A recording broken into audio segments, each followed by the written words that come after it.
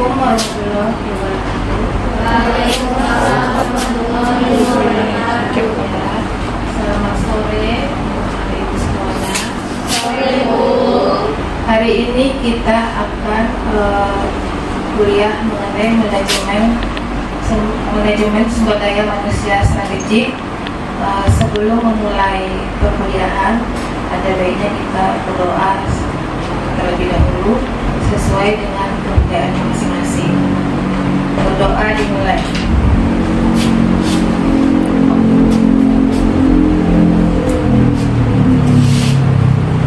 Berdoa selesai. Baik, sebelum kita mulai perkuliahan, saya mau memperkenalkan nama saya. Mungkin anak ibu sudah tahu, saya Sofia Fitri.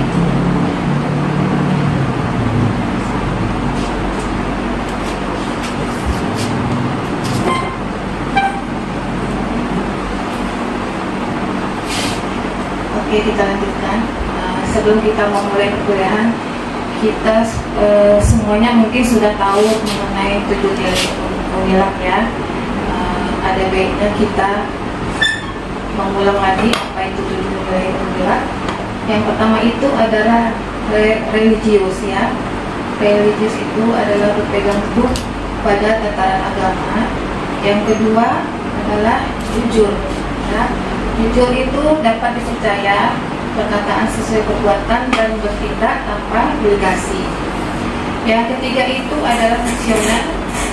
Visioner memiliki wawasan jauh ke depan ya. Jadi misalnya kamu itu mempunyai misi ke depannya seperti apa. Misalnya setelah selesai kuliah ini mau jadi apa, itu harus pandangannya harus ke depan. Kemudian yang keempat itu adalah bijaksana ya. Bekerja dengan akal budi, penuh pertimbangan dan hati-hati. Yang kelima itu disiplin. Disiplin itu adalah taat dan patuh terhadap peraturan dan kebijakan yang berlaku serta menjalankan dengan penuh tanggung jawab. Yang keenam bermartabat ya. Bermartabat di sini adalah menghargai diri sendiri dengan menjalankan peran sosial kemasyarakatan sebagai tanggung jawab intelektual dan pemeliharaan budaya Melayu. Yang terakhir itu adalah kerjasama, saling berbagi, menghargai dan menjaga sinergi untuk tujuan yang ditetapkan bersama. Saya berharap anak-anak ibu semuanya bukan hanya mengetahui apa itu 7 nilai pemilah, tetapi juga mungkin bisa menerapkan dalam kehidupan sehari-hari. Kalau Anda menerapkan ini dalam kehidupan sehari-hari, insya Allah apa yang akan Anda kerjakan itu akan berhasil ya. Baik, ini dia mengenai delivery ini. Itu pengiriman materi mata kuliah, ada pengumuman tugas, presentasi, kemudian ada interaksi ya antara dosen dan mahasiswa, interaksi dengan teman-teman, dengan mata kuliah ya. Kemudian ada asesmen. Ini kita lakukan saja. Deskripsi mata kuliah kita adalah mata kuliah ini memberikan pemahaman mendalam tentang konsep dan praktek manajemen sumber daya manusia strategik dalam organisasi. FSDM adalah pendekatan integratif yang mengaitkan kebijakan dan praktik sumber daya manusia dengan strategi bisnis secara keseluruhan untuk mencapai keunggulan yang kompetitif. Oke, capaian pembelajaran mata kuliah atau CPMK yang diharapkan, yang pertama itu mampu mengaplikasikan dengan tepat pengetahuan manajemen dan bisnis. Yang kedua, mampu memanfaatkan big data dan teknologi informasi untuk melakukan analisis, melakukan prediksi, dan mengambil keputusan dalam rangka mengaplikasikan bidang keahlian. Ya. Kemudian yang ketiga, mampu mengambil keputusan dalam bidang manajemen sumber daya manusia, manajemen pemasaran, manajemen keuangan, dan manajemen operasional melalui pendekatan-pendekatan inter dan multidisiplin. Oke, ini materi pembelajaran kita. Ini sistem pengajaran ada 2 jenis daring. Kemudian ini dia metode pengajaran kita, ceramah, diskusi, rencana tugas mahasiswa, kerja kelompok, presentasi, dan kuis. Kemudian sistem penilaian ada ini ya, aktivitas partisipatif, ujian tengah semester, ujian akhir semester, dan kehadiran. Ya, poin nilainya ada di situ. Kemudian materi kita itu manajemen sumber daya manusia strategik, tetapi kita pembahasan adalah mengenai penilaian kerja. Ya, penilaian sebelum kita masuk ke dalam penilaian ini adalah hasil kerja atau prestasi yang dicapai oleh seseorang, kemudian tim atau organisasi dalam mencapai tujuan dan sasaran yang telah ditetapkan oleh organisasi atau perusahaan. Ya, pada dasarnya perusahaan itu didirikan untuk apa? Apa coba? Untuk mencari laba. Ya, kalau mencari laba, kemudian di dalam mencari laba itu, cara mencari laba itu ada disebut dengan istilahnya profit. Ya, yang tahu profit pernah dengar? Siapa coba tunjuk tangan? Ya, silakan berdiri.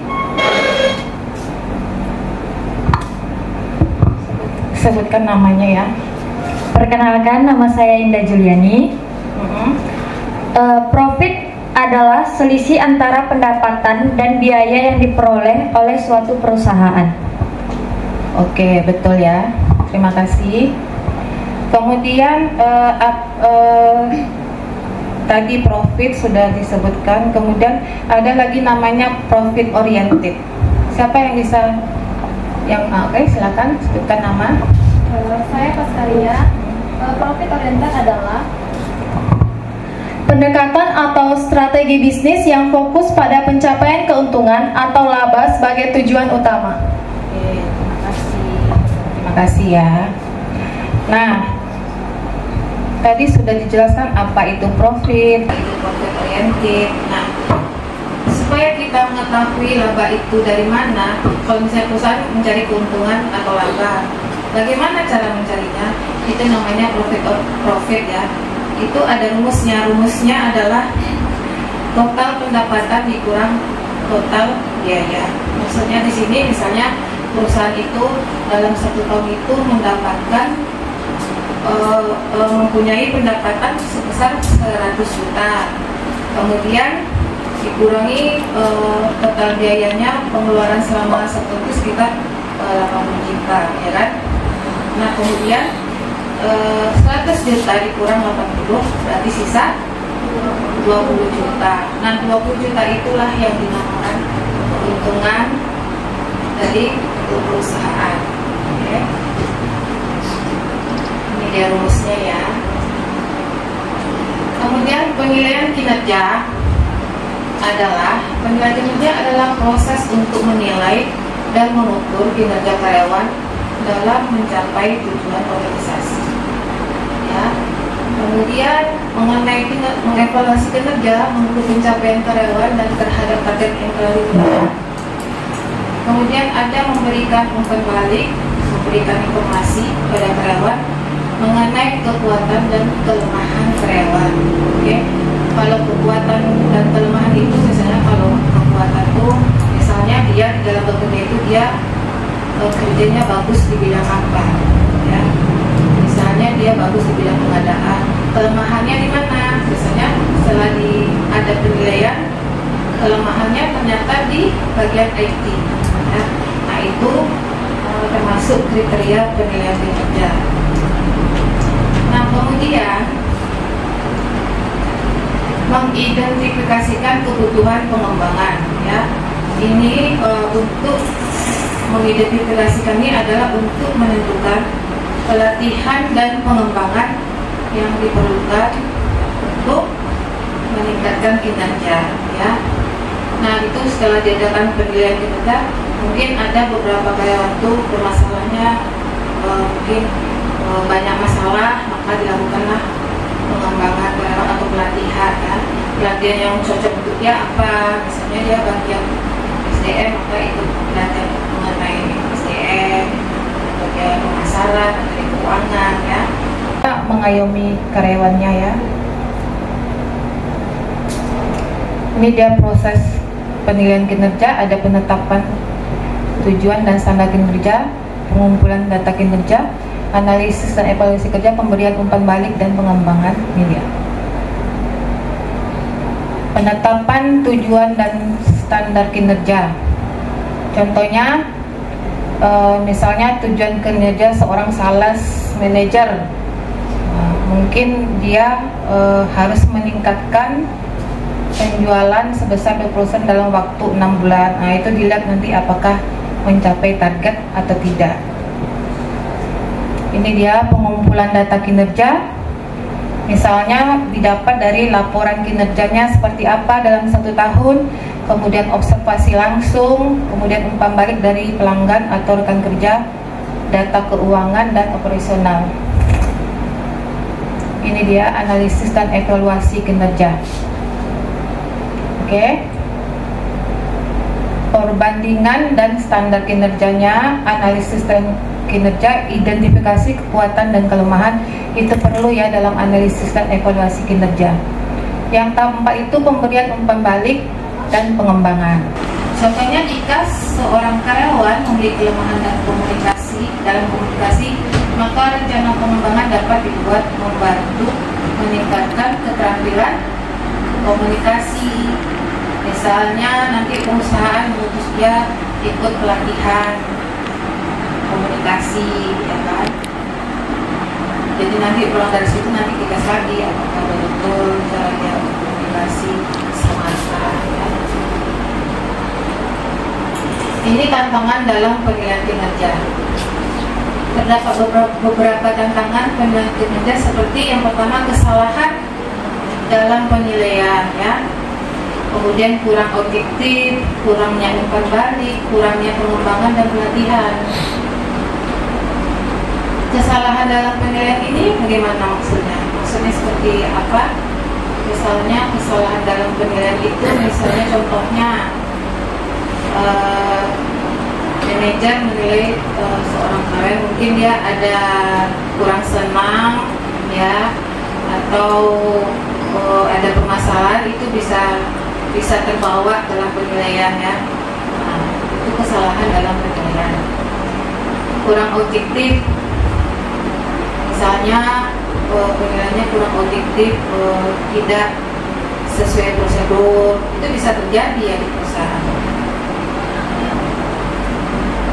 Kemudian kurangnya umpan balik, kurangnya pengembangan dan pelatihan, itu bisa menjadi tantangan dalam penilaian kinerja. Kalau karyawannya kurang diadakan pelatihan, itu akan bermasalah juga ya. Ini dia tantangan penilaiannya tadi ya, yang saya jelaskan. Nah, kemudian mengenai KPI. Sebenarnya apa sih KPI itu? Ya. KPI itu adalah Key Performance Indicator. Biasanya ini juga dipakai untuk membantu di perusahaan ya. KPI adalah ukuran yang digunakan untuk menilai kinerja suatu organisasi, departemen atau individu dalam mencapai tujuan dan sasaran yang telah ditetapkan. KPI biasanya berupa ukuran yang dapat diukur dan dapat digunakan untuk memantau kemajuan dari kinerja. Ya. Ini contohnya, KPI dapat berupa produktivitas karyawan, waktu respon, tingkat kehadirannya bagaimana. Kalau mengenai tingkat kehadiran, saya rasa kalau untuk zaman sekarang udah canggih ya, orang menggunakan IT. Atau pernah dengar fingerprint kan? Ya, yang ada yang pakai tangan, ya kan? Kadang pakai tangan masih sempat juga bohong ya. Kadang ditiru lah serat tangan ini. Kemudian ada yang buka tes ya kan? Kadang ada yang lebih canggih supaya jangan berbohong juga, mata. Ya kan? Kemudian itu tadi ya, tingkat kehadiran dan tingkat kepuasan pelanggan. Ya. Kalau tingkat kepuasan pelanggan itu tentu nanti setiap pelanggan apa akan ditanya atau ada pendaftaran gimana pelayanan, ya. Kemudian ada jumlah penjualan. Penjualan ini target 1 tahunnya misalnya harus laku 1000 biji. Nah, nanti ternyata rupanya nggak sampai atau berlebih, ya. Kalau berlebih dia akan mendapat bonus. Ini dia, KPI membantu organisasi yang pertama untuk menentukan tujuan dan sasaran yang jelas, kemudian mengukur kinerja dan kemampuan. Yang ketiga, mengidentifikasi area yang perlu ditingkatkan. Yang keempat, membuat keputusan lebih baik. Dan ini metodenya ya. Kalau KPI itu metodenya adalah SMART. S-nya spesifik, M-nya durable, A-nya R-nya realistik, T. Jadi KPI harus spesifik detail agar dapat dideskripsikan, ya. Kemudian measurable, KPI harus dapat diukur dengan baik dari segi kualitas dan kuantitas. Kemudian ada achievable, adalah target yang ditetapkan harus berpotensi dicapai, ya.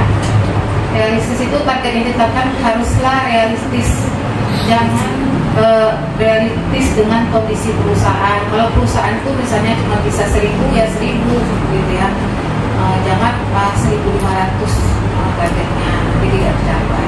Tapi kalau misalnya 1000-nya tercapai, maka nanti bisa dinaikkan jadi 1500 target jualan.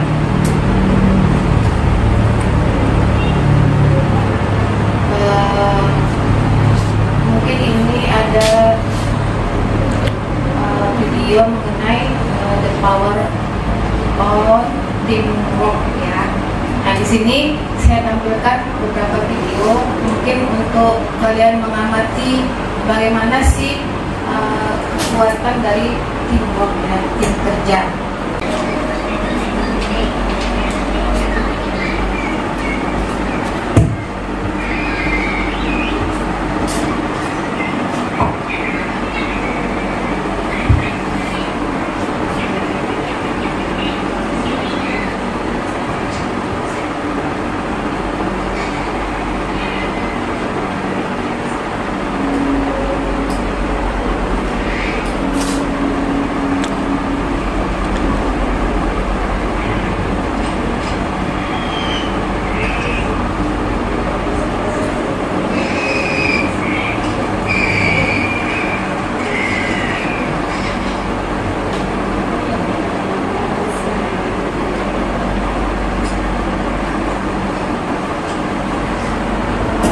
Bagaimana? Jelas. Oke, di sini siapa yang bisa menyimpulkan dari hasil video kita tadi mengenai teamwork itu seperti apa sebagusnya? Jadi di situ kita lihat bahwa yang pertama mengenai penguin, ya. Penguin tadi melawan dengan ikan paus yang besar, ya. Kemudian dengan mereka berkumpul walaupun mereka kecil, tapi kalau kompak, ya, maka dia akan bisa melewati masalah itu, ya. Kemudian siapa lagi? Semut, ya. Semut itu kan kecil, ya, bisa dipijak atau tapi karena dia ramai, maka dia bisa melewati. Video yang kedua,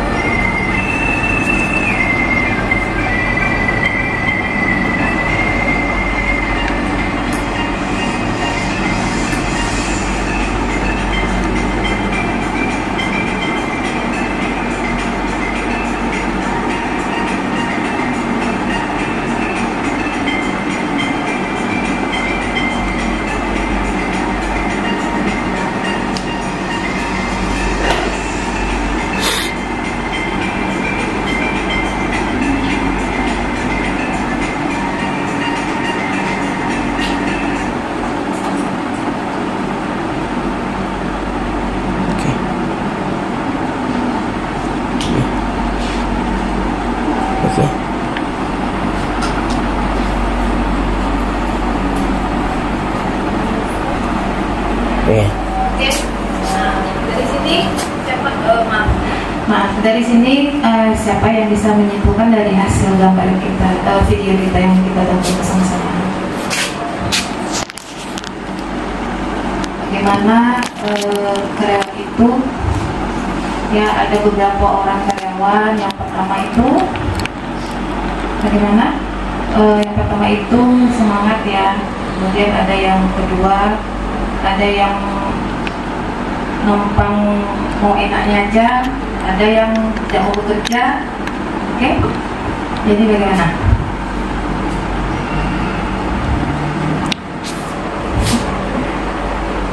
Ya itu kesimpulannya ya. Jadi pokoknya dalam suatu organisasi itu kita harus bisa bekerja sama, tidak egois. Ya terkadang ada yang suka main belakang ya, musuh dari belakang. Nah, itu dihindari. Kalau ingin menjadi karyawan yang bagus ya, harus mau bisa bekerja sama ya, tidak boleh iri atau dengki ya, semuanya sama. Jadi tujuannya adalah untuk mencapai tujuan dari perusahaan atau organisasi. Oke, sampai di sini ada yang mau bertanya? Oke, sebentar.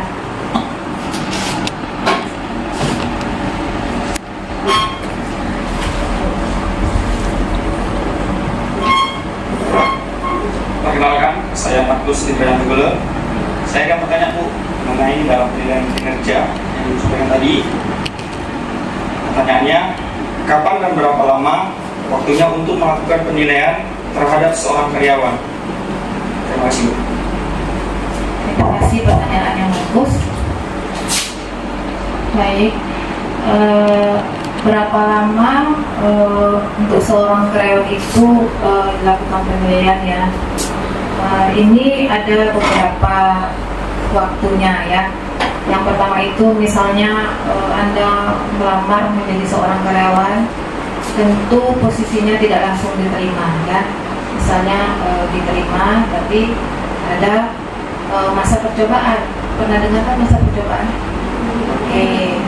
Nah, masa percobaan itu kalau untuk karyawan yang baru itu sekitar 3 bulan sampai 6 bulan ya.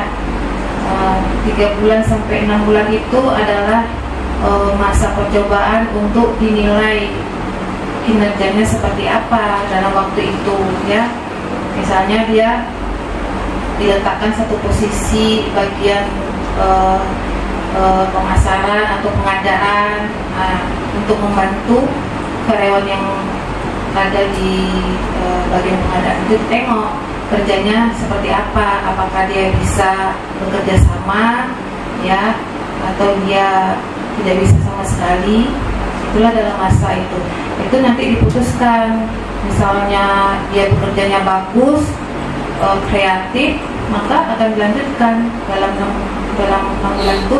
Nanti ada masa lagi, percobaan lagi, itu sekitar 6 sampai 12 bulan atau 1 tahun. Makanya sekarang kalau kita bekerja kan nanti ada percobaan 5 bulan, terus ada 2 tahun, 1 tahun, 2 tahun ya kan. Kalau dia bagus lanjut kontrak lagi. Sekarang kalau untuk satu perusahaan tuh jarang yang langsung menjadi pegawai tetap ya, pasti ada masanya ya. Jadi kalau 6 sampai 12 bulan itu untuk karyawan yang telah memiliki pengalaman dan posisi yang memiliki siklus kerja yang lebih panjang. Kalau yang 3 sampai 6 bulan itu siklus kerjanya pendek ya. Kalau yang 6 sampai 12 itu siklusnya yang panjang. Dan ada juga yang 1 sampai 2 tahun itu adalah untuk karyawan yang memiliki posisi yang kompleks ya, misalnya supervisor ya, itu memiliki dampak yang lebih panjang, itu yang masa kerjanya penilaian kinerjanya 1 sampai 2 tahun. Oke. Sebelum ini kita nanti ada kuis ya, sebentar.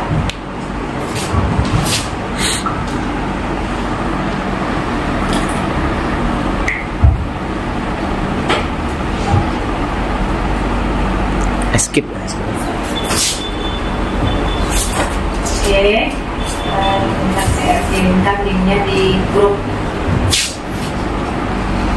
Oh, mohon maaf, tadi kita sudah absen. Oke, kita absen dulu, silakan.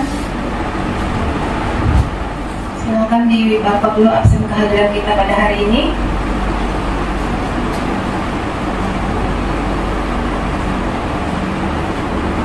Sudah?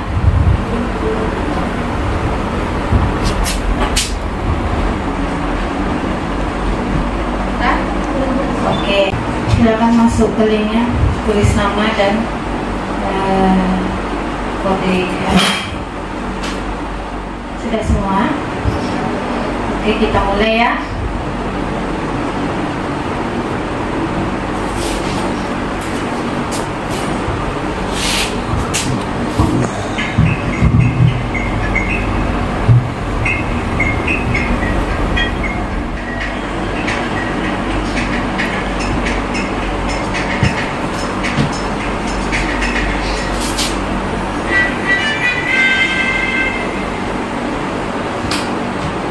Tepuk tangan.